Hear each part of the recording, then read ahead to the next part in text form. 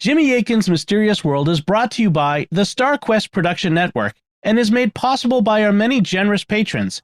If you'd like to support the podcast, please visit sqpn.com/give.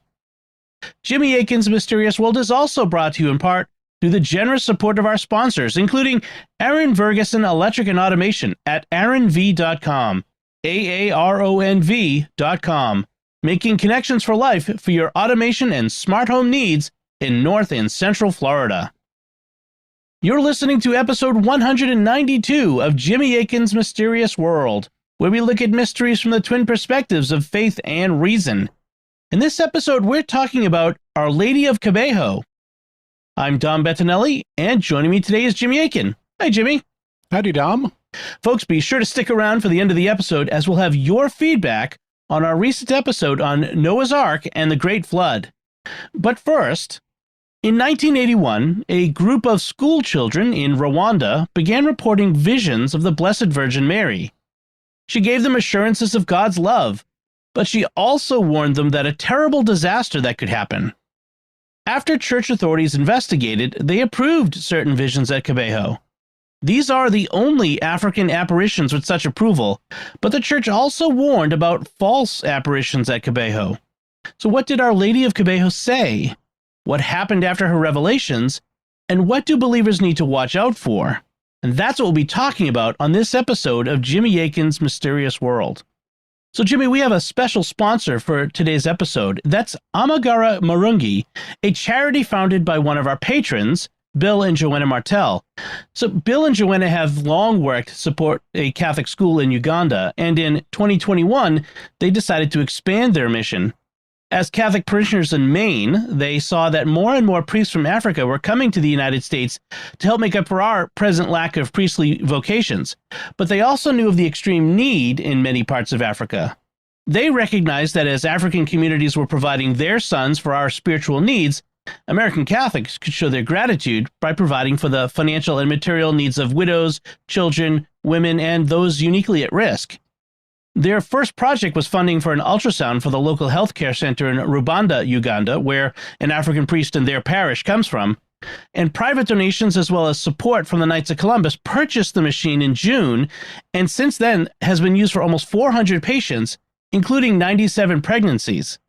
Their second project has been Mazzoldi Community College, a school started by the Apostles of Jesus Religious Order to train at-risk young men in basic job skills so they can support their families and themselves.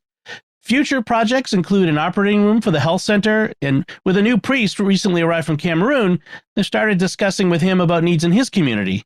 You can find out more about Amagara Marungi and their mission and how you can join in their effort with a donation at amagaramarungi.org, and because that may be tough to find to spell out, you can also visit sqpn.com/helpafrica, and you'll be directed from there. So that's sqpn.com/helpafrica. Very easy. Excellent. So Jimmy, what do we need to say to begin to discuss today's mystery? Today's mystery involves an apparition of the Virgin Mary that occurred in Africa, and like all appearances of saints, this would be a matter of private revelation rather than public revelation. Public revelation, like what we find in the Bible, is authoritative for everyone, but private revelation is not. Over the centuries, the Church has developed criteria for evaluating private revelations and whether they're genuine. In episode 84, we covered how the Church evaluates private revelation, so listeners can go back to that episode for more information on the subject. This will be part one of a two-parter. Today we'll be telling the story of how the apparitions began and will lead up to a particularly dramatic revelation. Then next week we'll tell you what happened afterwards and go into analysis mode to look at the apparitions from the perspectives of faith and reason. We also should mention that some of the things we discuss may be disturbing because there was a genocidal war in Rwanda in the 1990s. But as always, we'll do our best to keep things clinical and not make things unduly sensationalistic, though one revelation we hear today will be dramatic. What sources will we be using to investigate this mystery? There are two principal sources. The first is a declaration that was issued in 2001 by Bishop Augustine Misago of the Diocese of Gikongoro. This document was the result of a diocesan investigation that had been conducted into the apparitions for 20 years. And in 2001, the local bishop gave his approval to a set of the apparitions. The document is almost 12,000 words long, so it's a very good source of information. And because of the careful way it was prepared, it's our most authoritative source on what happened. But it doesn't cover everything. It's written in a summary form rather than providing a detailed narrative, and so we'll also be using a popular level account written by Immaculée Ilibagiza.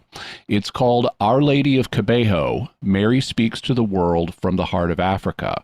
And it's based on her memories because she was growing up in Rwanda at the time of the apparitions. It's also based on other information that she was told by others, so it's a work of oral history. Many of our listeners may not be that familiar with Rwanda. What can you tell us about the country? Rwanda is a Central African country in the Great Lakes region of Africa. It's just below the equator, and today about 12 million people live there. For a time, the country was colonized by Germany and then by Belgium, but it obtained its independence in 1962. The major languages are Kinyarwanda, French, English, and Swahili. There are two major ethnic groups in the nation, the Hutus, who represent about 85% of the population, and the Tutsis, who represent about 14%. 94% of the population are Christians, with Catholic Christians being the largest group at about 44% of the population. And let's talk about Kibeho itself. Is it a large city? It's not. Kibeho is a town located in the southern portion of Rwanda. When the apparitions began in 1981, it was part of the Diocese of Butare. But in 1992, the Diocese of Gikongoro was founded, and so it belongs to the Diocese of Gikongoro now. Kibeho has about 20,000 people today, and while it has experienced some development in the last 40 years, it was a very poor, small place at the time of the apparitions in 1981. As Immaculée Ilibagiza writes in her book, Our Lady of Kibeho, the community didn't have the resources to care for its own impoverished people, let alone a multitude of unexpected and hungry guests. The local residents fed their families with what little food they pulled from the soil around their huts. There weren't any motels or hostels to be found within 100 miles in any direction, and there wasn't a grocery store, a restaurant, or even a single public restroom in town. How could there be? There was no running water or electricity. There wasn't even a road capable of handling any means of transportation larger than a donkey. Kibeho was one of the poorest villages in one of the world's poorest countries. And when did the apparitions begin? They started on Saturday, November 28th, 1981, at the College of Kibeho. And this means something different than you might expect. This college is what we would refer to more as a high school boarding school. So it offers high school education, and the students boarded there in dormitories. The first of several seers was a student named Alphonsine Mumureke. She was born in 1965, and she was 16 years old at the time. This particular day, Alphonsine had just completed a pop quiz in geography when she found herself overcome by a strange mixture of emotions, a combination of both joy and dread. That day, as she was helping serve lunch in the dining hall by filling the water glasses of the other girls, she heard someone calling her name. She placed the water pitcher on a table and walked slowly toward the main corridor, where she felt she was being summoned. Her skin tingled and her hands trembled as she approached the foyer. She was also moving so strangely that she couldn't remember how to put one foot in front of the other. Within a few seconds, she didn't have control of her body at all. The raucous schoolgirl chatter echoing through the lunchroom faded into silence. A gentle voice was speaking to Alphonsine, but it was unlike any she'd ever heard. My child, it beckoned, soft as air and sweeter than music. Alphonsine lost all sense of time and space. She didn't know where she was or who was calling her. She hesitated, but then answered with the polite response Rwandan children use when addressing a respected elder. Long life to you. At this point, the teenager's line of vision narrowed so that all she could see was a brilliantly luminous white cloud materializing in midair a few feet in front of her. My child, the voice called to her again. Then, to Alphonsine's amazement, the most lovely woman she had ever beheld emerged from the cloud, floating between the floor and ceiling in a pool of shimmering light. She wore a flowing, seamless white dress with a white veil that covered her hair. Her hands were clasped in front of her in a gesture of prayer, her slender fingers pointing toward heaven. The woman was barefoot as an ordinary villager would be, but the complexion of her skin was flawless, so perfect in texture that Alphonsine couldn't determine its color. As the beautiful figure drifted toward the girl, her feet never touched the ground. Waves of love emanated from the majestic lady, embracing Alphonsine like the loving arms of a mother. The apprehension she'd felt moments before evaporated, and her heart filled with unimaginable joy. Sensing that she was in the presence of the divine, she fell to her knees and asked, Who are you? I am the mother of the Word. You are the mother of the Word? Alphonsine repeated. She didn't fully understand the meaning of the phrase, but she was now certain that she was kneeling before the Mother of God. My name is Alphonsine, she added happily, feeling surprisingly comfortable in the lady's presence, and blessed beyond belief that the Virgin Mary had chosen to speak with her. Of all the things in heaven, what makes you happy? I love God and I love his mother who gave us their son, Jesus, who has saved us, Alphonsine immediately said. Really? The lady replied, sounding very pleased with the teen's simple answer. Oh yes, truly. If that is true, then know that I have heard your prayers and I am here to console you. I want your friends and schoolmates to have your faith, for they do not have enough. Mother, if it's really you, and you've come to our school to tell us to have more faith, you must truly love us. It's such a great joy to see you with my own eyes. The Virgin asked Alphonsine to join the Legion of Mary, a Catholic group whose members dedicate their lives to live as the Holy Mother had, simply, humbly, and prayerfully, glorifying the name of God through their actions. Alphonsine agreed to do so right away. Mary then stated that she wanted to be loved and trusted by people everywhere so that she could lead lost souls to salvation through Jesus. Now watch as I return to heaven to be with my son, she said with a smile, ascending slowly upward and vanishing into the clouds' dwindling light. Alphonsine toppled onto the floor, where she lay in semi-consciousness for more than 10 minutes. When she opened her eyes, she saw the faces of her classmates peering down at her. Some were shaking her shoulders to try to rouse her, while others peppered her with questions about what had happened. After the sweet music of the beautiful lady's words, the schoolgirls' voices screeched in Alphonsine's ears, and she broke into tears, realizing that she was no longer in the warm light of the Queen of Heaven. She tried to push herself to her feet, but she had no strength. All she could do was sprawl on the floor, disoriented and confused. During her apparition, Alphonsine had been completely oblivious to her surroundings. Throughout the entire episode, her schoolmates had gawked in disbelief as she knelt on the floor, stared at the ceiling, and talked into thin air. And that was the first of the apparitions. And what happened afterward? Alphonsine was naturally asked about what happened, so she explained. This prompted a mix of reactions, and some of her schoolmates immediately began taunting her. In particular, she was taunted by a girl named Marie-Claire Mumukangango, who was one of the most popular girls in the school. One girl accused her of trying to gain sympathy because she came from a broken home. Some thought that she was trying to win the teacher's sympathy because her grades were not good. Marie-Claire accused her of performing a voodoo ritual she learned in her hometown of Kibongo, which was rumored to be filled with sorcerers and Satanists. And some thought that she had been possessed by demons back in Kibongo.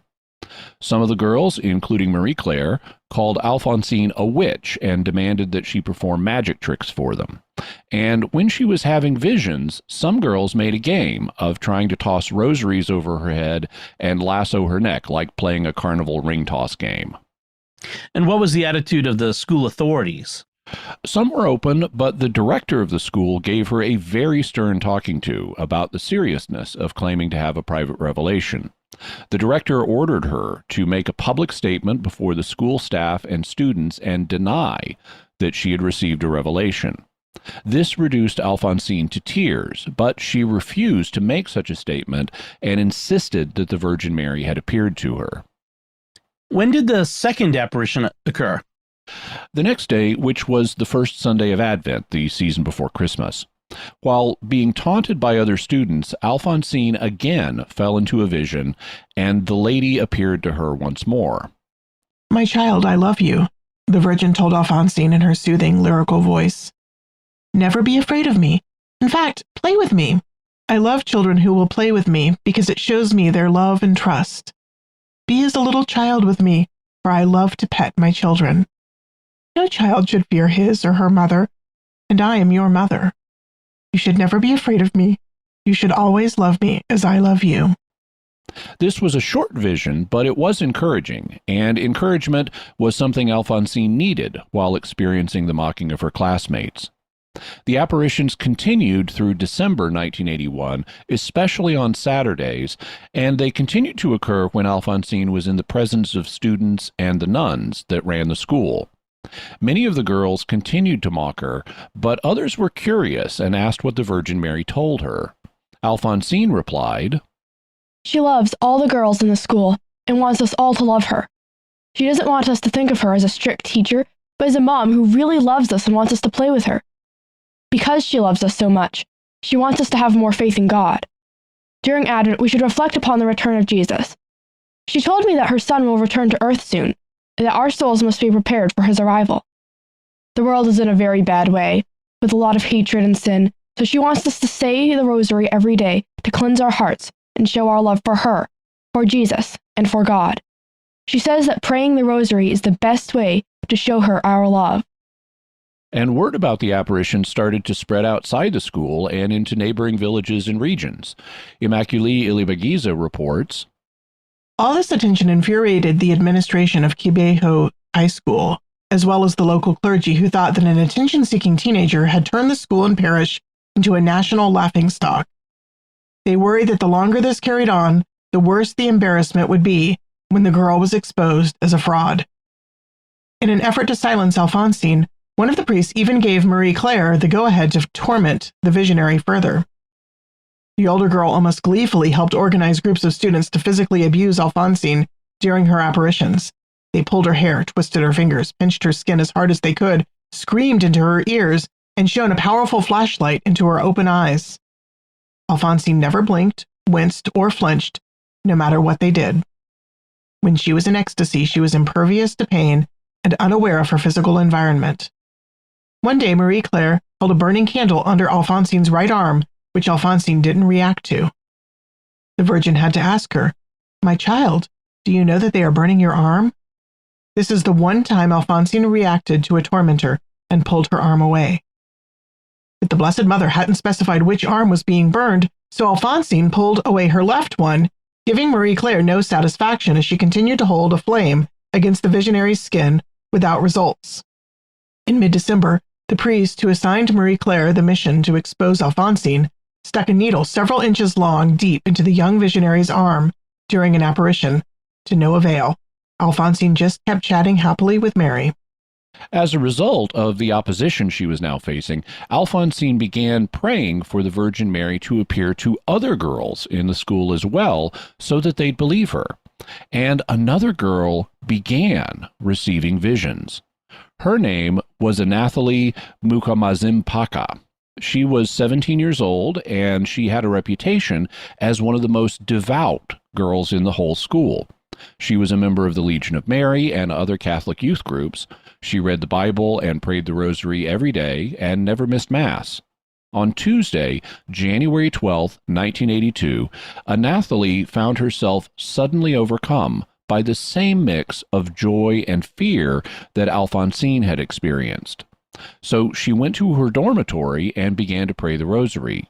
A few other girls were praying it with her when suddenly everything went dark. Anathalie shut her eyes and prayed that whatever was happening to her would stop. When she opened them again, she noted a blush of light on a distant horizon. It provided enough illumination for her to see she was no longer in the dormitory with the other girls, but standing in a meadow of oddly colored flowers and grass that stretched out endlessly before her. Thousands of transparent red circles floated in the air around her, like little soap bubbles bursting into soft explosions of crimson mist. The strange surroundings filled her with such confusion that she began to cry. Through her tears, she saw a white sphere descending from above that emitted such an intense light she had to shield her eyes. An unseen woman spoke to Anathalie from the light, and she sounded so forlorn that the girl thought her heart would break. "My child," the voice said, "I am sad because I have sent a message and no one will listen to my words as I desire." The anguish the woman expressed was so wrenching that it made Anathalie cry harder. Although she saw only the light, the girl was certain that the Blessed Mother was speaking to her, and her sorrow clawed at the girl's heart.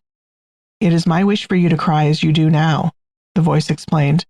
"Your tears are punishment, not because you have sinned against me, but to serve as a reminder that I can punish those who choose to ignore my messages. My child, you must pray, for the world is in a horrible way. People have turned from God and the love of my son Jesus." Mary then proceeded to map out what Anathalie's future would be if the young visionary volunteered to live her life in the service of the Lord. "So many souls are running to ruin that I need your help to turn them back to my son. As long as you are on earth, you have to contribute to the salvation of souls. If you work with me, I shall give you a mission to lead those lost souls back from the darkness. Because the world is bad, my child, you will suffer. So if you accept this mission, you must also accept all the sufferings I send you with love, joy, and patience." The Holy Mother told Anathalie that, along with any pain she would endure, she must lead a life of mortification too, a life of discipline, humility, prayer, and denial of the body and its appetites. "No one goes to heaven without suffering, and as a child of Mary, you may never put down the cross you bear," she stated. "I accept, Mother," Anathalie replied through her tears. "I accept my mission willingly." Then the Blessed Virgin told Anathalie what she told another messenger, Bernadette of Lourdes, many years earlier. "I cannot promise you happiness in this world, but I can promise you eternal happiness in the next world." At the end of Anathalie's first vision of the Blessed Mother, Mary told her to find a copy of the book, The Imitation of Christ, open it to a random page, and plant the first words she read deeply into her heart. "Now I will leave you," the Virgin said, "but clasp your rosary tightly in your hand and kneel in order that I may bless you, my child." As Anathalie knelt, the light around her brightened, and for a fleeting moment she saw the shadow of a woman standing in front of her and making the sign of the cross. Then darkness returned, and the schoolgirl was alone. And when Anathalie got a copy of Thomas à Kempis's classic spiritual work, The Imitation of Christ, and opened it at random, the first words she saw were, "The things of this world are short-lived, but heaven's wealth is eternal." A message she took as confirmation of what the Virgin had told her about the difficulties of this life giving way to the happiness of heaven. And this was only the first vision Anathalie received. She went on to have others also. How did the girls react now that Anathalie was receiving visions? Many of them reconsidered and came to believe that the Virgin Mary was appearing at the school. Alphonsine was known as a poor student, but Anathalie was one of the most pious students there, and having her also begin receiving visions cast things in a new light. Anathalie and Alphonsine even publicly took hands and knelt in prayer as an affirmation that they were both receiving visions of the Virgin Mary. However, this didn't convince everybody. The school director, who'd assumed Alphonsine was mentally ill, now worried that her school had become a target for the devil. Marie Claire, always Alphonsine's greatest detractor, declared war on Anathalie as well, accusing the two girls of forming a diabolical plot to gain national attention. She began spying on Anathalie and Alphonsine, reading their letters and diaries when they were away from the dorm, and watching them closely day and night for signs of collusion. Because of this, Alphonsine and Anathalie avoided each other so as not to draw suspicion or accusation. And while both girls continued to receive regular apparitions, they were always at different times. Marie Claire was so incensed by what was happening that she personally complained about the false visionaries to the head of the local archdiocese, Bishop Jean-Baptiste Gahamani. When the bishop told the impetuous girls that he'd already spoken to Alphonsine and that the situation was being monitored, she only became angrier. Marie Claire was older than the other girls. Having been born in 1961, she was now 20 years old, and she was a blunt and outspoken person. But she was also popular and had been elected class president multiple times. She only got to torment Alphonsine and Anathalie for a few weeks, however, because on Monday, March 1st, 1982, she had a very unusual experience. She was walking in the school garden between classes when, instead of being outside in the sunshine, she was now in the dark, with no idea where she was. The air stank with an odor of human waste and decaying flesh, so disgusting she wanted to vomit. She got to her feet and ran blindly through the darkness, hoping that she was heading toward the school. She banged into the main door, and when she flung it open, the putrid stench disappeared, and the daylight returned. She ran into the dormitory and found herself standing in front of Alphonsine, who was having an apparition and chatting amicably with the Holy Mother. Marie Claire looked down at her clothes and found that they were soaking wet. That's when she realized that two classmates were holding her up by her arms and walking her toward her bed. Did I fall into the stream? She asked, thinking she must have bashed her head and hallucinated. The girls gave their friend a queer look and told her they'd found her lying semi-conscious in the school chapel. and it turned out that Marie Claire had been passed out in the chapel for most of the afternoon. That night, she began writing a letter to her mother, saying that she felt ill and wanted to come home and rest. But she'd only written a few words when she again lost consciousness and was back in the dark. But this time she wasn't alone. Two menacing figures approached her from the shadows. Marie Claire couldn't clearly identify who was standing in front of her, but they hovered in the darkness like specters. When they spoke, their wheezing voices were threatening. More of us were supposed to come for you tonight, but they haven't arrived, said one. But we'll be back. We're never far away, said the other, and then they both vanished. Marie Claire rubbed her eyes, only to discover that she was on the floor of the school chapel, surrounded by classmates, including Alphonsine, who handed her a little statue of Our Lady of Lourdes. Keep her with you to protect you from the evil one, Alphonsine said. Last night, when the Blessed Mother appeared to me, she warned me that the devil was planning to attack students at the school. She says we can protect ourselves from the enemy by wearing our rosaries. Afterwards, her classmates told her that she had experienced some kind of seizure, then gotten up and run into the chapel where she collapsed. But Marie Claire wasn't convinced that this was an experience from God. Marie Claire shook her head in disbelief and looked down at the statue Alphonsine had given her. All this is the fault of those phony visionaries. I told you they'd bring us trouble. If demons are haunting this school, it's because of Alphonsine's voodoo, she replied angrily. The next day, while learning about the children of Fatima in their religious studies class, Marie Claire felt another blackout coming on. As she'd already done twice, within 24 hours, she opened her eyes and found herself somewhere she didn't recognize. This time she wasn't in the dark, though. She was standing beneath a rainbow-colored sky in an open field of perfectly manicured grass. Each blade bent from the weight of fat drops of dew that caught colors of the sky like a million crystal prisms. Marie Claire caught her breath.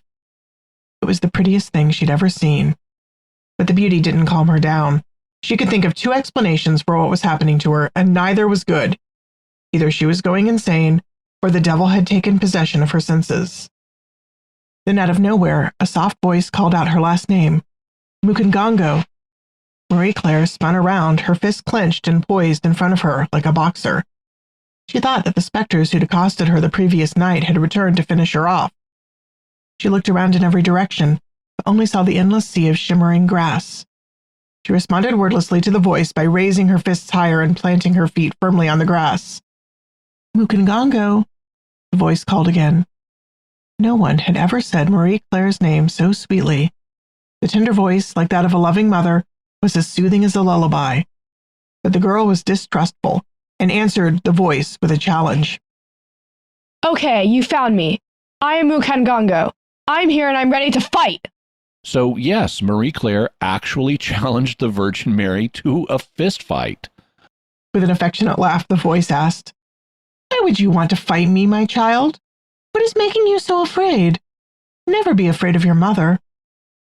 At that moment, Marie Claire realized with certainty that it was the Holy Mother who was speaking to her. I thought the devils who haunted me in the night had returned to take me away, she admitted. Oh no, my poor child, Mary said reassuringly. There is no need to be afraid of them.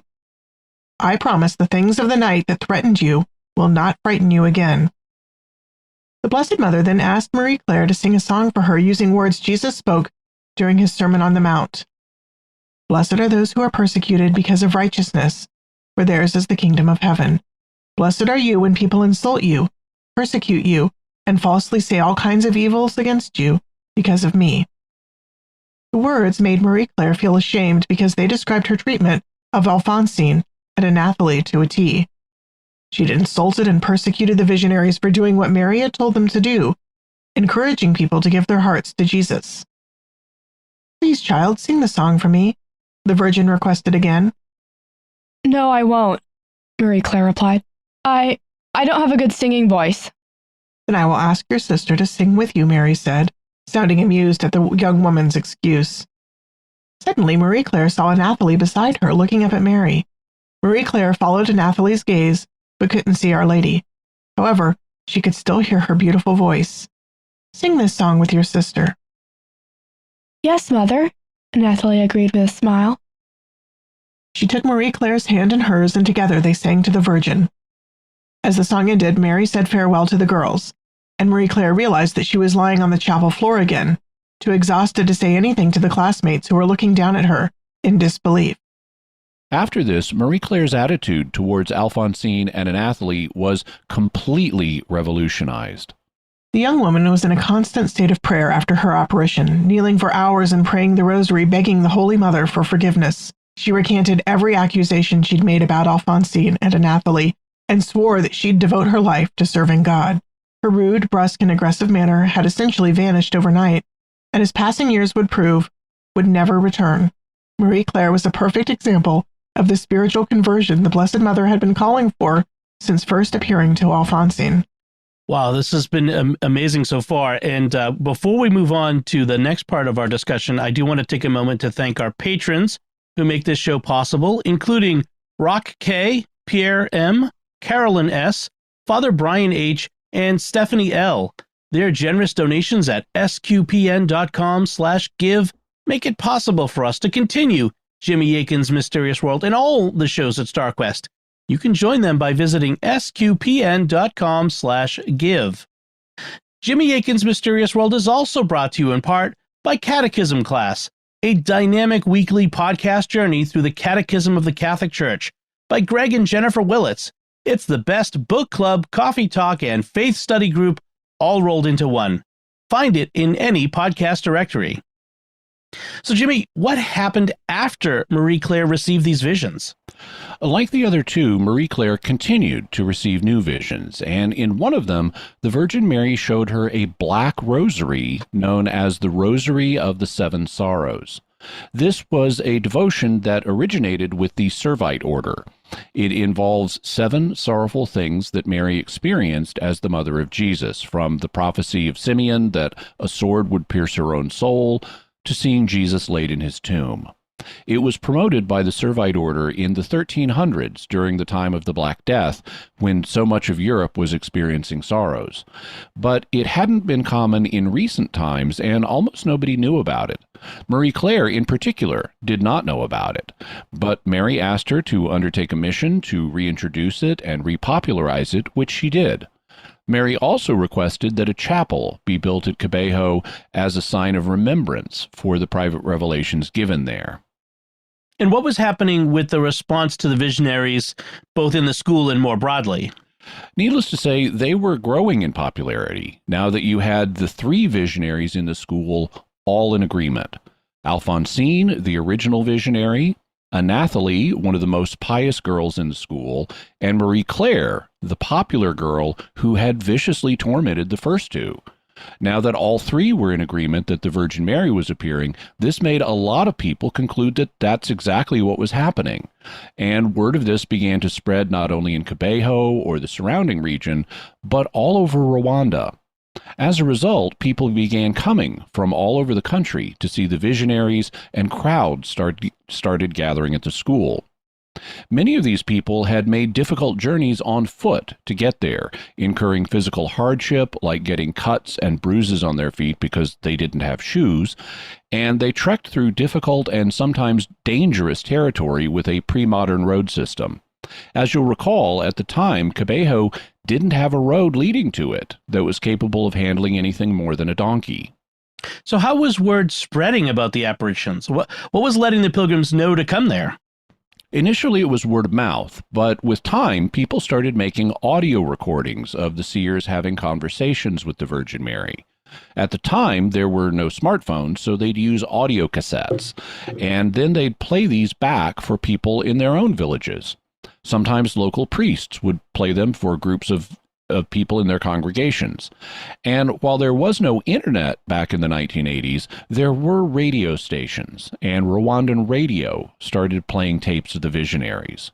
And whether people heard the tapes on the radio or not, once news of what was going on in Kibeho reached their village, people would discuss it with their friends and families, and it would be the talk of the town. So lots of people heard about the visionaries and started coming to Kibeho. What kinds of things was Mary reported to be showing in the visions? It varied from seer to seer. For example, in March of 1982, the original seer, Alphonsine, was invited to travel with Mary to a special place. This event has been referred to as a mystical journey, and it was to take place on Alphonsine's birthday. But she needed to get ready for it first because it would take some time. It would begin late on Saturday the 16th, and she would return on Sunday the 16th, the Sunday being Alphonsine's birthday. And the girl would be in a deep trance for this period, so she needed to let people know what was happening in advance. As a result, Mary gave Alphonsine special instructions to give to the director of the school. Specifically, Don't bury me. My body will look dead, and you'll think that I'm dead. But please don't bury me.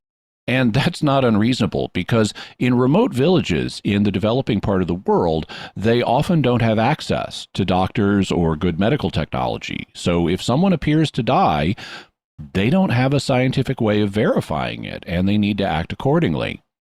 It was the same everywhere in previous centuries, and premature burial was a worry people had. And yes, in response to listener demand, we will be talking about premature burial in the future, as well as the steps people took to avoid it. I just need to think of the right way to tell the story without making it too scary. In any event, the school's director was surprised by Alphonsine's instructions. Where did you say she was taking you? The director asked. Heaven, Alphonsine answered. At least, I think we're going to heaven. Mom didn't say exactly, but I had the feeling when she was talking to me. She also said to tell you that even though my body will look dead, you shouldn't be frightened because I'll be fine. My body will be here, but I'll be away until Sunday. The director nodded, promising her student that no one would be allowed to bury her, at least until after the weekend. On Saturday, Alphonsine failed to show up for the evening meal, and when a nun went to check on her, she found her lying on her bed in the dormitory, asleep with her hands folded on her chest. The nun could not wake her. In fact, no matter how much the nun tried, she couldn't make Alphonsine move at all, and she feared Alphonsine was dead, so they summoned the school nurse. They also summoned Abbot Augustin Misago, who would later become a bishop and would be the bishop to approve the apparitions. So he was an eyewitness for this particular event. The medical practitioners worked quickly to first ensure that Alphonsine had indeed not died, as the nun who found her had been convinced was the case. They concluded that the young woman was alive, but barely. Her pulse rate was impossibly slow, her blood pressure was low, and her breathing was virtually non-existent. In fact, her chest rose and fell imperceptibly, only once or twice a minute, just enough to supply the oxygen needed to support life. Despite determining that Alphonsine was alive and seemingly well, everyone in the room felt that they were staring at a corpse. 4 men tried rolling her onto her side, but they couldn't move her.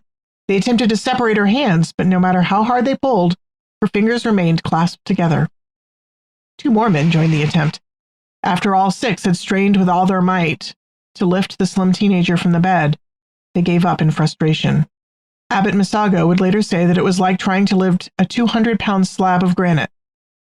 And the nurse insisted that Alphonsine's limbs were so immovably locked in position that if she hadn't been breathing, the nurse would have concluded rigor mortis had set in. Further testing was done to assess the girl's reflexes and pain impulses. Her skin was pinched, her hair was tugged, and needles were even stuck into her skin and beneath her fingernails. Her response was always the same. She didn't respond at all. The conclusion was that Alphonsine had either entered a level of sleep so deep that it resembled a coma, or she was truly comatose. The adults in the room decided to take shifts watching over the catatonic teen throughout the night. So they watched her, and 18 hours later, on Sunday, her birthday, she woke up. She shared the details of what she saw with the commission the local bishop had set up to investigate the apparitions, but she also told some of her schoolmates what she had seen.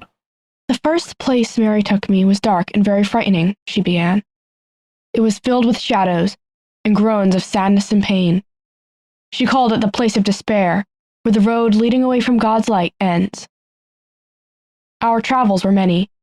We moved across the stars until we arrived in a place of golden light filled with happiness and laughter and songs sung by so many joyous voices that I thought the souls of all the people who once had lived were floating around singing praises to God. But as in the place of despair, I couldn't see anyone. I could only hear their voices. I asked Mary why she wouldn't let me see the people who were so happy. You cannot see what is here while you are still living below, she told me. But whoever those people were could see me. A young voice, too young for me to know if it was a boy or a girl, cried out to me with such friendliness and love that I felt like weeping. Alphonsine, it sang out, it's you. It's Alphonsine of Kibeho who has seen the Blessed Virgin. You are blessed. I was like you. I too could see and was persecuted for my visions. Have faith and confidence in the Blessed Mother, for she will protect you. Then my eyes opened, and I was in my bed with the happiness of that place flowing through my body. Later, on Saturday, October 30th, 1982, the second seer, Anathalie, had a very similar experience. It also lasted for hours, and once again, they were afraid she was dead. So they performed tests to make sure she wasn't.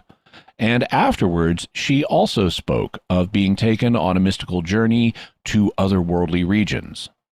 The first was a world where, instead of mountains, hills, and valleys, the landscape was comprised of varying shades of vivid color and light, and people traveled from place to place by sliding through the light. Mary led Anathalie to one strange land illuminated only by white light. Here, the girl saw 7 handsome men wearing white cloaks and standing in a circle, and they were creating the most beautiful music without any instruments. Each note was filled with a different sensation of contentment and joy. She asked, Where are we, Mother? This is Isangango, the focal point. This is the place of communion. Who are those men? They are not men, they are angels. What do they do here? They praise God, watch over earth, and aid humanity when they are needed or called upon. Anathalie and the Queen of Heaven then floated to 3 different worlds, each of which was bathed in its own unique color and light, but the vividness of the color and intensity of the light diminished the further they traveled from the angels. At the next place, the young lady saw millions of people dressed in white. All of them seemed overwhelmingly happy, but not blissful, as the angels had been. Our Lady told me that this was Isendezra Zeebyashimo, the place of the cherished of God, Anathalie explained. And then we moved on to our next destination, a world where the light was as dim as dusk. Below us were people dressed in clothes of dreary and duller colors in comparison to the other worlds we'd seen. Most of them seemed content, but many seemed quite sad and were even suffering. Mary said, This is Isengurwa, a place of purification. The people you see are Intarambirwa, those who persevere. The last place we visited was a land of twilight, where the only illumination was an unpleasant shade of red that reminded me of congealed blood.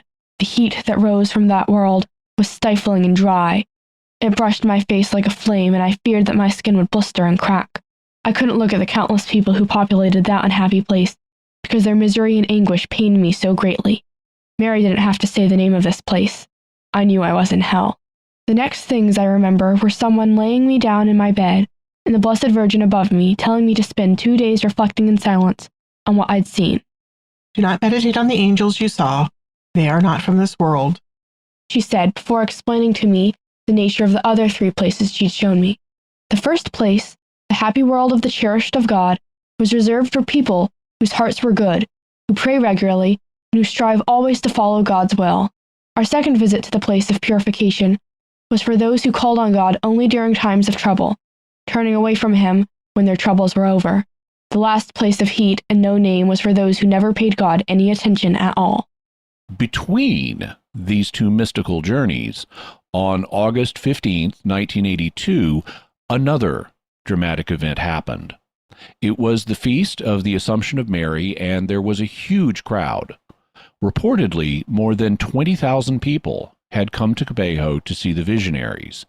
They had a platform for the visionaries to stand on, and the first visionary to get up was Alphonsine.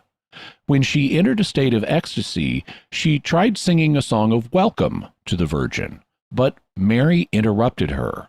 I am too sad to hear my children sing, the Blessed Mother told her. Alphonsine tried repeatedly to sing the welcome song, and the Virgin Mary kept stopping her. Eventually, Alphonsine asked why Mary didn't want to listen to the song. The Virgin was silent for some time, and then burst into tears. Why are you crying, darling? Alphonsine asked Mary, frightened and concerned. Why do you show me your tears? What do they mean, Mother? Your sadness hurts me. I should be the one crying, not you. The Virgin Mary responded by shedding even more tears. Mother, please, Alphonsine begged. Why don't you answer me? I can't bear to see you so upset. Please don't cry. Oh, Mother, I can't even reach up to console you or dry your eyes. What has happened that makes you so sad? You won't let me sing to you and you refuse to talk to me. Please, Mother, I've never seen you cry before, and it terrifies me. Eventually, Mary asked her to sing a different song, and the lyrics of this one were disturbing. They ran, People are not grateful. They don't love me. I came from heaven for nothing. I left all the good things there for nothing. My heart is full of sadness. My child, show me the love. You love me. Come closer to my heart. Reluctantly, Alphonsine sang the song, and afterwards she said, Mother, you're still weeping. Please tell me what's making you cry, Alphonsine said, abruptly ending the song. Remember when you promised me that you'd give me anything I asked you for? Well, I'm asking this of you now. Please don't cry. Many minutes passed in silence as Alphonsine listened and received the message Mary wanted her to share. Then the girl said, Yes, Mother, I will repeat it exactly as you asked me to. To the people of earth you say 3 times, You open the door, and they refuse to come in. You open the door, and they refuse to come in. You open the door, and they refuse to come in. Yes, Mother, I'm telling them you say that you saw the world in a bad state, and you came to save us, but we refuse to listen. But Mother, we're only human.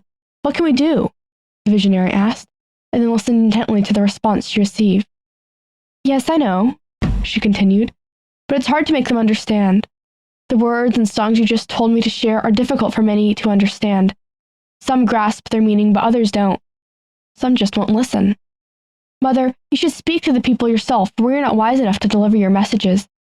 When we tell folks what you ask us to say to them, they call us crazy. They say we've gone mad, Alphonsine went on. Yes, I will continue to tell them. You want me to ask them 3 times. What are they waiting for? What are they waiting for? What are they waiting for? The Virgin then asked her to sing The Queen of Heaven and Earth, a song she'd personally taught Alphonsine. The song's lyrics tell people how and why they must repent and pray, and Our Lady asked the visionary to repeat one phrase of the song 7 times, so we can help Jesus to save the world. Suddenly, Alphonsine let out a gut-wrenching scream that cut through the startled crowd like a razor. I see a river of blood! What does that mean? No, please! Why did you show me so much blood? Show me a clear stream of water, not this river of blood! The seer cried out as the Holy Mother revealed one horrifying vision after another. The young woman was subjected to so many images of destruction, torture, and savage human carnage that she pleaded, Stop! Please stop! Why, Mother? Why are you showing me this? The trees are exploding into flames. The country is burning. Please, Mother, you're scaring me. Oh no, no. Why are those people killing each other? Why do they chop each other? I'm not a strong enough person to watch people killing each other. Tears gushed from Alphonsine's eyes as she trembled uncontrollably at the scenes unraveling before her. She summoned a hymn to her lips, trying to sing the images away, but she soon fell silent, as though frozen in fear. Mary was revealing even more dreadful images to her. For example, the girl was now staring at a growing pile of severed human heads, which were still gushing blood. The grotesque sight worsened still as Our Lady expanded Alfonsine's vision until she beheld a panoramic view of a vast valley piled high with the remains of 1,000,000 rotting, headless corpses, and not a single soul was left alive to bury the dead. The Blessed Mother was warning the crowd gathered in front of the visionary of the horror that awaited Rwanda. Because remember, people nearby were hearing the visionary's half of the conversation with Mary during the vision. So they could get the gist of what was happening and hearing that a really frightening revelation was underway. Needless to say, many of the parents in the crowd decided to make a hasty exit to keep their children from hearing such disturbing things. As the vision began to fade, Mary asked the stricken Alphonsine to sing another song, this time repeating 2 lines of a verse 7 times each. First, there will be fire that will come from beneath the earth and consume everything on earth. And then, the day you will come to take those who have served you, God, we beg you to have mercy on us. How am I supposed to sleep tonight after you showed me all these horrible things? The young woman wailed. How will I ever sleep again? Alphonsine then prayed that what she'd been shown would never come to pass, not in Rwanda or anywhere in God's world. She prayed for all the people she knew and then for all the people she didn't know, asking Jesus to shelter them from such evil. She sang one more song pleading for Christ to be merciful and forgive sinners, and then she collapsed on the podium. People in the crowd naturally wondered what would happen when the other 2 seers got up. But it wasn't any different. Both Anathalie and Marie Claire received similarly frightening visions. Immaculée Ilibagiza reports, But as visionary after visionary stepped onto the podium that day, each received the same images from the weeping Virgin. For hours, their horrified cries echoed through the hills, describing rivers of blood, savage murders, and the putrefying remains of hundreds of thousands of people. For some, it must have seemed terrifyingly obvious that the seers were speaking about Rwanda. and she was speaking about Rwanda, because within a few years, the terrifying vision the 3 seers had received would come true, and one of the 3 seers would lose her life in the violence. That's what we'll talk about next time. Okay, so Jimmy, what further resources can we offer to the listeners and viewers as we wait for next time? Well, once again, we'll have a link to where you can support the charity that's sponsoring our show today. You can support it by going to sqpn.com/helpafrica. We'll also have a link to Immaculée Ilibagiza's book, Our Lady of Kibeho, and a link to one of her other books called Left to Tell, Discovering God Amidst the Rwandan Holocaust. We'll also have a book, a link to a book by Philip Gurevich called We Wish to Inform You That Tomorrow We Will Be Killed with Our Families. Stories from Rwanda. The title of the book is from a letter that was sent by a group of ministers to like one of the leaders in their denomination, and it is self-explanatory. We wish to inform you that tomorrow we will be killed with our families. So it's very dramatic. We'll also have a link to the full text of the bishop's declaration approving the Kibeho apparition, so you can read that, as well as the Vatican document on evaluating private revelations and how the church does that. We'll have a link to a page on Miracle Hunter about the apparitions, also a link to some of the messages that were received at Kibeho, a shorter summary of the bishop's approval, and also general information on Our Lady of Kibeho, a short video on the apparitions that you can watch, a short video on the 1994 Rwandan genocide, as well as information about background on the Seven Sorrows Rosary and a devotional guide, so you can pray the Seven Sorrows Rosary yourself. Excellent. All right, so we promised at the top of the show that we would have feedback, mysterious feedback from you on our recent episodes on Noah's Ark and the Great Flood. And I want to first remind you that you can leave audio feedback on our mysterious feedback line at 619-738-4515. That's 619-738-4515. So, Jimmy, did you have something you want to talk about before we got into the feedback? Yeah, one of the things I did last year at the end of the year was do a kind of informal survey on social media of what people's favorite episodes during the year were. And so I did that again this time, and we had about 200 people respond. And after letting the survey be up for a week, I harvested the results and then I tabulated them. And we'll have a link to where you can view the results as well as some analysis I did of them. It's now everything. So what we did in the survey was I asked people to name their 3 favorite episodes. And, people frequently say, oh, it's so hard to decide. So I figured 3, rather than 1.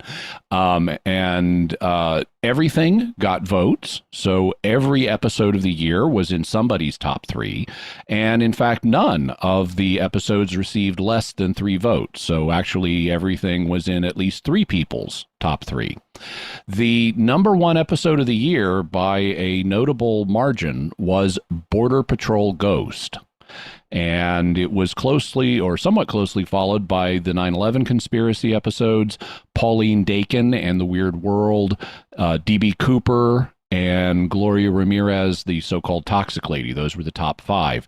And you can take a look at them at the link. I also went a little further and did some analysis. Now, one of the things I did was I looked at which mysteries were paranormal, which mysteries were religious, and which mysteries were just normal that didn't involve substantial paranormal or religious elements. And I was really surprised to see, okay, Border Patrol Ghost, our number 1 episode, that was a paranormal mystery because it involves a ghost. But the other 4 of the top 5, 9/11, Pauline Dakin, D.B. Cooper, and Gloria Ramirez, those were all purely natural mysteries. So I thought that was a nice illustration of how if you've got a compelling story, even if it's purely natural, it can still make a really gripping mystery. Also, in looking at this, the religious mysteries tended to do better than the paranormal ones, which is not surprising since the audience is mostly religious. But I was pleased to see how there's a nice mix of the 3 different groups. And in particular, I was pleased to see how well the normal mysteries did. Another thing I did, because we've talked about the use of 2-parters, like the current mystery on the show. And so I'm currently trying to do 1 2-part mystery a month and 2 1-part mysteries a month in the scheduling. It may not always work out that way, but that's what I'm shooting for. And so I did a second analysis where I highlighted the mysteries that involved 2-parters, and they clustered towards the more popular end of the spectrum of mysteries. And so I think that was a nice affirmation of the fact that if you've got a mystery that warrants that much information, that warrants doing a 2-parter, that won't stop it from being in the top half of being popular. Another thing I did was, because I think very consciously, and people have commented on the storytelling techniques we use here on the show, and I think very consciously about those. I always, even if it's a mystery on like a scientific topic or something, I always try, or a religious topic, I try to find a way to storify it, to put in some aspects of storytelling, even if it's not just being driven by a story, even if it's more topical.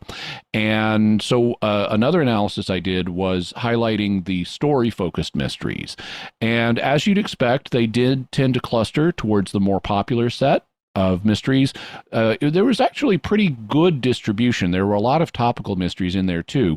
But on balance, the story-focused mysteries did tend to be somewhat more popular. And so that would be something I would expect because people are wired for stories. An additional analysis that I'm currently doing is thinking about the effect that recency may have on the results. Because if you're thinking back over the whole year of the podcast, your memories of the most recent episodes are going to be more vivid than your memories of the mysteries we covered a year ago. And so that could affect the results somewhat. And so I'm currently doing a highlight where I highlight the most recent mysteries or highlight the mysteries by how recent they are. And the results of that will also be at the link that we'll provide. Excellent. It's really fascinating. I love to see how people enjoy the show. And we have such a breadth of an audience that they have all kinds of interests, and that's really nice. So we want to get to your mysterious feedback, and our first feedback is some audio from listener Tim, and here it is.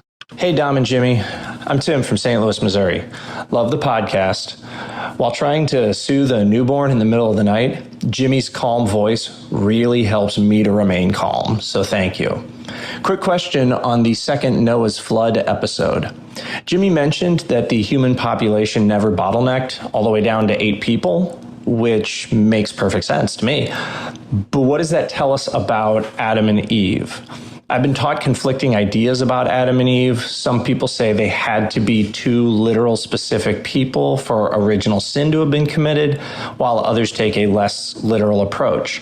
So were they 2 real people with names assigned later, people who committed that specific sinful act? Or could they have been an amalgamation of people? Or could they have been simply characters in a story meant to help us understand the deep theological reality of our creation? I've tried reading Humani Generis, but despite the fact that it was probably written in Italian, it's all Greek to me. Of course, we don't know about Adam and Eve is also an acceptable answer. I wish more people learned how to say we don't know or I don't know, and be able to distinguish objective fact from personal or popular opinion. Anyway, this one has always confused me, and I'd be curious to hear Jimmy's thoughts. Thanks, and keep up the amazing show. Well, the good news is you'll be able to hear my thoughts at length, because we're going to be having Adam and Eve as one of the mysteries that we'll be covering this year. So I'll be discussing the different options you mentioned, as well as an additional one, and presenting the evidence from the faith and reason perspectives. Now, Tim mentioned a document known as Humani Generis, and for people who may not be familiar with what that is, it was an encyclical that was released by Pope Pius XII in 1950. And in Humani Generis, Pius XII, as a disciplinary measure, said Catholics did not have the liberty to propose that Adam and Eve were anything other than the 2 original founders of the human race. But the situation has shifted since 1950, and if you do a careful study of church documents and related documents, there are more recent documents that indicate more liberty on this question, and not everybody's aware of those. Some people, especially people who are favorable towards there's just the 2 original founders view, often stop with Humani Generis, and they haven't really looked at the subsequent development. But we will be taking an unbiased look at the subsequent development, so that people can be aware of it and make their own decisions. Excellent. And Ross sends an email. Love the podcast. Wouldn't the extensive genealogies before and after Noah lead us to believe that he was a historical person?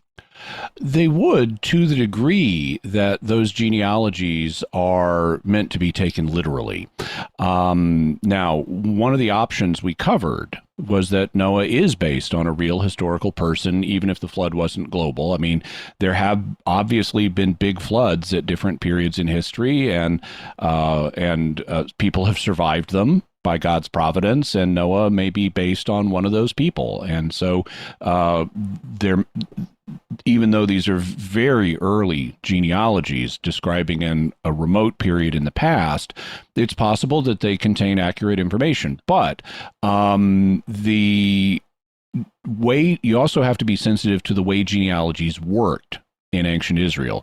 They commonly did things like skip generations, because in Hebrew, the word for father also means grandfather and great-grandfather. Any male ancestor is a father. And so that makes it very easy to skip generations. That's why you can say Jesus is the son of David instead of the great something grandson of David. Another thing that happens in Hebrew genealogies is you can have posthumous adoptions. So like when somebody becomes a member of Israel, they need to be fitted into one of the 12 tribes. And so they will be posthumously, meaning after death, they will be ascribed to somebody's genealogy as like, okay, this guy is legally the son of this patriarch. And so that introduces an additional element that we wouldn't expect because we don't typically do that in genealogies today.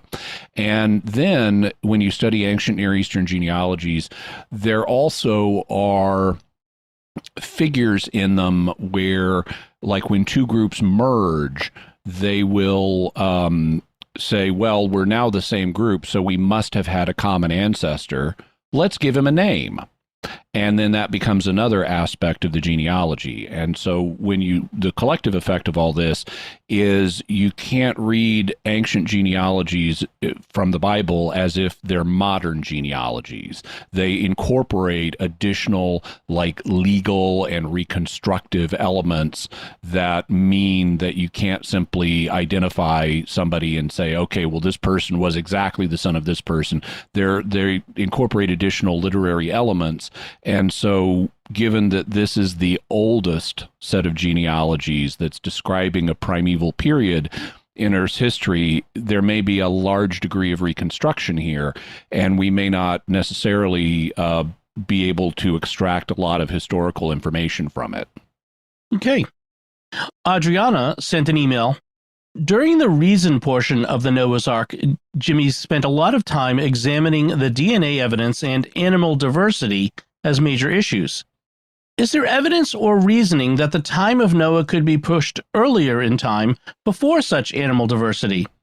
Early in the evolutionary process, before so much development of ecosystems and specialization of animals using standard evolutionary narrative, there would have been a time when that the original genomes would not be so diverse or widespread. If Noah happened earlier in Earth history, it would allow for all the evolutionary development of families and species that we analyze with DNA to happen post-flood, without creating a new bottleneck. Well, Adriana is right that if you push the date of the flood back far enough, you get around the genetic diversity problem.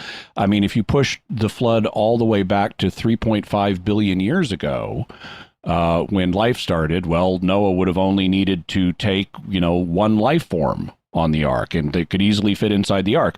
The problem is Noah wouldn't have existed 3.5 billion years ago. And so because humanity wasn't around. And so the farther you go back, the more genetic diversity you eliminate, but also you make it harder to envision Noah being there. And I'll give a more recent example of this problem. Lions and tigers. So the last common ancestor that lions and tigers had was about 4 million years ago. And so you could push the flood 4 million years ago in order to allow a single large cat to be taken on the ark. But if you do that, you've got a problem because Homo, the group that we belong to, has only been around for about 2.5 million years ago. So you wouldn't even have a member of Noah wouldn't even be able to be a member of Homo. He would have been a member of a prior group, and that's very hard to believe. When people approach the text, they assume that Noah is a Homo sapiens sapiens, our subspecies, and that's certainly what the biblical author was envisioning. He wasn't envisioning Noah being a remoter ancestor, and that would create a time horizon just a few tens of thousands of years ago, at most, for a flood. And if it's only a few tens of thousands of years ago, then you're not going to have substantial evolution and genetic diversification in all of the other species, and it won't get you around the problem of fitting everything on the ark. Also, the farther you push back the flood, the harder it is to imagine that traditions of it survived and to be recorded in Genesis. There are some traditions that humans have maintained for a few tens of thousands of years, but you get beyond that, and even that is going to be really hard to imagine substantial traditions of a flood surviving to be recorded in Genesis. Vera sent an email. In your explanations of the Great Flood, you stated that God could have used a miracle to quickly regrow the food supply after the flood to feed all the animals. But then you stated that there's no scientific evidence for that. I thought that was what a miracle was. A miracle is an occurrence that can't be explained by science or other cause. Could you please clarify? Yeah, sure. So a miracle is a situation where the ordinary operations of nature that we study with science wouldn't explain an event, but the event nevertheless happens. And so miracles are real. They do happen. What we do on the show sometimes in considering things, we use both the faith and the reason perspective. And under the faith perspective, if you say, well, I believe this happened, therefore there must have been this set of miracles, that's fine. But it's not reason, apart from faith, that's telling you this is what happened. You're going beyond the reason perspective, and you can do that. That is fine. I just want to make sure that people are aware of the differences between what the two perspectives are telling us. We have evidence from the reason perspective that needs to be taken into account, and it suggests that events unfolded one way, and we have evidence for events unfolding this way, like we just don't have geological evidence of a worldwide flood. If you want to say there was one and God somehow miraculously undid all the geological evidence that you would expect from that, well, you can do that, but you're going beyond the reason perspective, and so you should be aware that that's what's happening. Okay. Tim writes an email. Jimmy Akin's Mysterious World constantly brings me back to my childhood. Everything from my interest in history and science to my love of good stories. But in no way does this bring me back to my youth more than Jimmy saying, so this will be a two-parter. It's the modern equivalent of having your favorite TV show throw up a to be continued at the end of an episode. Thankfully, unlike all those old shows, Jimmy's kind enough to tell us this at the beginning of the first episode. This way, there's no anxiety caused by wondering if you'll finish up in the remaining minutes. Instead, we know to buckle up and enjoy the ride. Love the show. Don't change a thing. Thank you very much, Tim. And as we mentioned in our analysis of the popular episodes of last year, that seems to be borne out. The two-parters did tend to cluster towards the more popular end of the spectrum. And Philip sends an email. Thank you for a great presentation. I was a bit disappointed, however, that you mostly tackled the flood from a young Earth perspective. Many of your criticisms of a worldwide flood were based on the young Earth model, but I wonder if the theory might fare better if it were pushed further back. I still lean to think it was a more local flood, perhaps the flooding of the Mediterranean Valley into the Mediterranean Ocean and beyond a bit, until the water subsided and just left the Mediterranean as it is. But I would have been interested to hear some of the points you criticized the world flood theory on with an old Earth model, as well as just the same to see how they fared there. Maybe a future revisit? Well, we will be revisiting the Great Flood in future episodes and looking at particular possibilities like stuff from the end of the Ice Age that could have generated the tradition of the flood. But I don't think that it really fares better from an old Earth perspective for the reasons we kind of discussed with genetic diversity. I mean, if you push it back far enough, and even then, we don't have evidence from an old Earth perspective of a global flood. There may have been a time in Earth's history before the continents emerged. That's something that I would need to do some further research on to see how solid the evidence is for the existence of such a period. But if there was such a period, it was way before humanity. So as we mentioned, if you've got Noah and his family there, and especially if they're Homo sapiens sapiens, the flood has to be within a few tens of thousands of years. And so the question of how much older the Earth might be than that doesn't tend to factor into it. Mary writes on Facebook, love seeing all the threads of the flood story in various myths from different cultures, as well as seeing geological evidence, breakdown of end of Ice Age ice dams maybe 13,000 years ago. And that's one of the possibilities we'll talk about in the future, because at the end of the last ice age, there were these ice dams that were holding back large bodies of water that had already thawed. And then at some point, enough of the ice dam thaws that it breaks and unleashes a catastrophic amount of water. And that is close enough to generate traditions that could still be with us. So we definitely will be talking about that in the future. Mary Rose on Facebook writes, if Noah's Ark was based on one or more local floods, and if local floods still happen today, how are we supposed to understand God's promise to not destroy the earth by flood again? If there was never a global flood, that makes it seem like God's promising not to do something again, which he never did to begin with.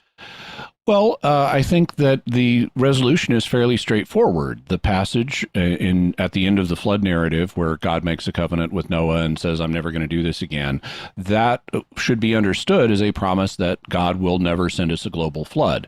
Now, the author of Genesis was aware that there had been these big floods, or at least one big flood, and he wasn't aware of anybody outside. He wasn't aware of the extent of it. I mean, if you're floating, if you're based on the traditions he had, if you imagine I'm floating and I see water everywhere and I'm not seeing any mountains, well, then the logical conclusion, or a logical conclusion, is, oh, the whole world has been flooded. And so the tradition bearers, the tradents that passed on these traditions, interpreted the earlier experience of a flood or more than one flood as being global. But what God is saying here is, I'm never going to wipe out the world with a flood. So we've got God's promise on that. The again aspect has to be understood relative to the original large flood or floods, as interpreted as being global by the humans that experienced and survived them. Okay. Jim writes on Facebook, regarding the post-flood fanning out of species, such as koalas going to Australia but not Europe, the best I can do for people arguing the other side would be to point out that if there were only two of that animal and they immediately headed that direction, one would expect them to be more regional. However, the point about the plant life also needing to go ahead of them makes that argument problematic. Drop bears, on the other hand, they can feast on a wider range of food. Indeed, drop bears have a distinct evolutionary advantage over regular koalas, because if you can only eat eucalyptus, that means you're very tied to eucalyptus trees. But if you can eat more kinds of food than that, then you have an evolutionary advantage in case eucalyptus trees become scarce. And drop bears are omnivorous carnivores, apparently. Yeah. At least carnivores and maybe omnivores. So Robert writes on Facebook, I don't know how you did it, Jimmy and Dom, but I actually saw a rainbow while listening to this episode driving home today. Cool. Well, I hope that gave you some comfort. As to how it happened, I'm afraid that will have to remain a mystery. Another Jim on Facebook writes, Jimmy, thank you so much for once again handling a potentially divisive topic with such grace. In my teenage years, many of my wonderful Christ-loving friends and youth leaders did not leave room for anything but a literal interpretation of the Bible's flood narrative. And at the time, I felt my faith was weak because my understanding of reason did not align with what I was reading or being told. As a teenager, it was clear to me that either my friends or I must be wrong. I grew out of that mentality, but I still witness that polarizing mentality among fellow Christians. Thanks for reminding us not to get bogged down with trying to figure out who's right. No matter how, where, or when the flood happened, we can rest assured that God's grace and love for us is what truly matters. Thank you, Jim. And I really try to make room for the different viewpoints. I mean, I may say, well, it looks like the evidence points more strongly in favor of this than that, but that's just my estimate. As long as people are careful in their evaluation of the evidence, like noting, okay, the scientific evidence does point this way, but I still think that the evidence of faith requires this interpretation. That's fine. We just need to not twist the faith to fit science or twist science to fit the faith. Brent writes on Facebook, Thank you for the episode. I'm a longtime listener and have sent many rational seekers to this show. I think I have a few questions based on this episode. Okay. First, if the writer of the account of Noah was writing something ahistorical, why do the figures preceding Noah have genealogies? We talked a bit about that a few minutes ago. Basically, ancient Near Eastern genealogies, especially towards the beginning of a genealogy, involve more elements of reconstruction. And so these genealogies could be reconstructed in this period rather than being literal records of who was biologically descended from whom. Because you had things like, well, we're all one group now, so we need a legal common ancestor. Let's give him a name. Or we know there was this legendary figure that we have in our traditions. He must fit into this somehow. So let's fit him into the genealogy so we have a way of conceptualizing how he relates to us. And especially in the early portion of a genealogy from the ancient Near East, you will find this kind of reconstruction going on. Okay. Second, there is also the problem that the account of Noah and his interactions with his sons did seem to have ramifications for the way other peoples were treated by the Israelites, like the children of Ham. Was the curse of Ham historical?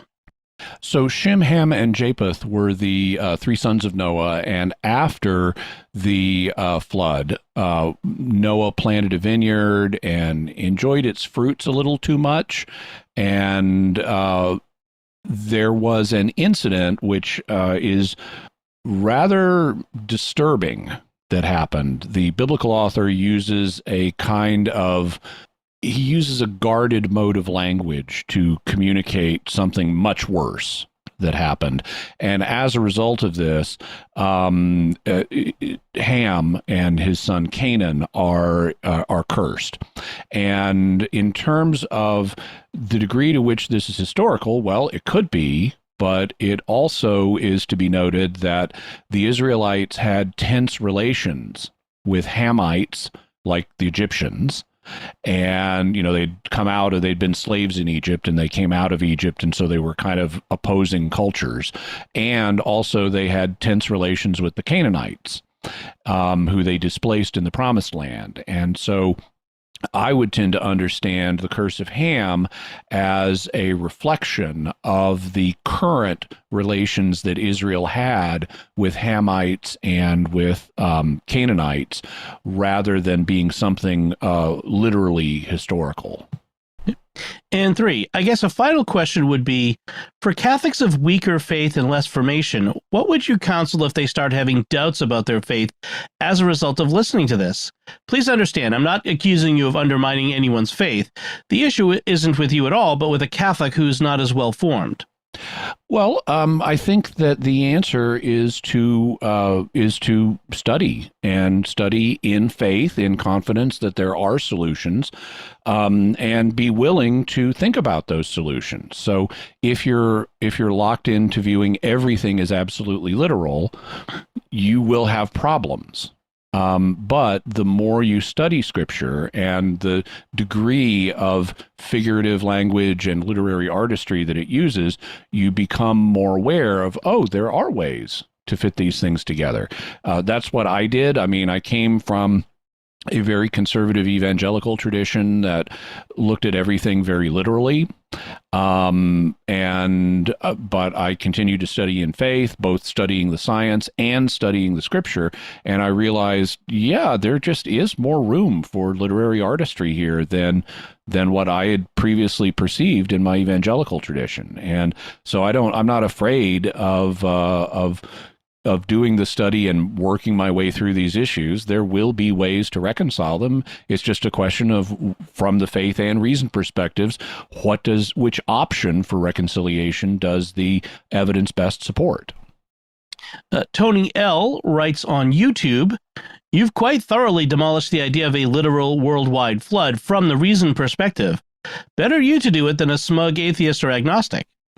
Thank you. And that's one of the reasons that I want to do mysteries like this on the show, because there will be smug atheists and agnostics out there on YouTube and the internet more generally who will point to the scientific evidence and use it in an attempt to disprove the faith or mock the faith, rather than saying, let's look at this from both perspectives and see how they work together. I think there need to be Christian voices that do that. And so, given my own interests and aptitudes, I have decided I need to be one of those voices. Scott Seal writes on YouTube, I truly believe that this kind of biblical analysis is critical in evangelizing a modern audience. We live in the scientific and historically critical age, but especially in America, so-called biblical fundamentalism is the dominant popular conception of the Christian faith. Ironically, I think this fundamentalism is one of the principal causes of unbelief, as it places the truth of the scriptures in direct opposition to truth as revealed by other means. Since there is only one truth, this cannot be the case, and people are smart enough to intuit it. To reach the modern heart with the truth, we must present the case in a manner that is consistent with sound reason. This approach does not dismiss miracles or the hand of God, but rather understands them in another way. I encourage you to make as many of these kinds of videos as possible to demonstrate that believing the Bible does not require leaving reality at the door. Thank you, Scott. And you're chiming in on the same kind of themes that we just mentioned in our previous comment. I think it is important as part of evangelization and apologetics that Christians be able to talk knowledgeably and reasonably about scientific matters and how they relate to the faith. And that's been something that's been the case, that's been recognized ever since the time of St. Augustine. St. Augustine is actually, in his writings, can be rather pointed about, look, don't be a Christian saying stupid stuff about science in front of unbelievers. We need to take the science seriously and show how it integrates with the truth that we have from faith as well. We should not be uncritical in our analysis of our faith, and we should not accept the interpretation of it that is the most simplistic. And as a result of that, end up saying things that are just scientifically ridiculous. Ed in New Mexico writes on YouTube, great first episode on the Great Flood. I'm looking forward to the second. Apparently, it was a challenge for Noah to feed his family during their time on the ark. Couldn't go fishing for their food because they only had 2 worms. Yeah, that would be a real handicap. So, but maybe they use fly fishing. And then I Kung Fu You Too writes on YouTube, how can one get a Jimmy Akin action figure, like at the bottom right of the screen? Oh, okay. So this will be what he's referring to is will be more obvious for people who watch the YouTube version of these podcasts. And in fact, by the way, when you're at youtube.com/Jimmy Akin, be sure and subscribe and hit the bell notifications. I'm trying to grow my channel. We're getting close to 25,000 subscribers, and I'd really appreciate it. But what he's referring to is I have a bookcase behind me at an angle in my home studio. And on the bookcase, down at the bottom, there are a couple of shelves of stuffed animals. Those belong to my wife, my late wife. You can actually see a picture of her on the top shelf in her wedding dress, although it's very small from the distance. But she cared a lot about her stuffed animals. She gave them all personalities and names, which I still know. But after starting Mysterious World, as part of the fan art that listeners sometimes send in, a couple of very creative women sent in action figures, if you want to call them that, of me made out of yarn. And I decided a good place for them to live would be with my wife's stuffed animals. So if you look down in the lower right-hand corner of the screen, you'll see a couple of different yarn Jimmy Akin constructions. One of them is using a Japanese form known as amigurumi, and the other one is using a more form of yarn craft that's more common here in America. But the way I got them was by people sending them in who were fans. And I love having them. And so I let them stay here with my wife's stuffed animals and let them be seen on the shows as a thank you to those very creative women who sent them in. If you would like one, well, if those two women or other people who do yarn craft would like to volunteer to make some, maybe we could hold a drawing or something for an auction or something, or even make it a regular part of the merch that we're developing, depending on how much they're up for. That would be interesting. That would be a lot of fun. The Jimmy Akin's action figure store. All right. So that's our mysterious feedback. Jimmy, what do we have for mysterious headlines this week? This time we have a couple of videos about warp drive. And yes. these are videos by one of my favorite science communicators. She's from Germany. She's a theoretical physicist. Her name is Sabine Hassenfelder, and I watch a lot of her videos. And two of her videos deal with warp drive. The first one we'll have a link to is a general background on warp drive and how it would actually work and what research had been done up to that point. And then the second is a video giving an update on warp drive, because in the last year, there have been quite a number of new developments and new theoretical papers coming out about warp drive and how it might work and what are the different possibilities. And so these are pretty short videos. They're both like 11 minutes long, or 10 minutes if you ignore the sponsor message at the end. So they're both easy to understand, scientifically accurate, and on an obviously interesting subject. So check out the warp drive videos, both the background and the update video. Excellent. So it is timely that warp drive is getting these new looks, because it's about time for Zefram Cochrane to invent warp drive technology, according to Star Trek First Contact, anyway. We're within a few decades, yeah. Excellent.